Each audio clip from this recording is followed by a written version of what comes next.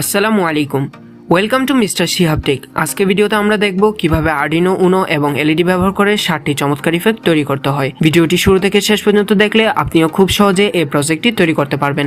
তো চলুন কথা না বাড়িয়ে ভিডিওটি শুরু করা যাক।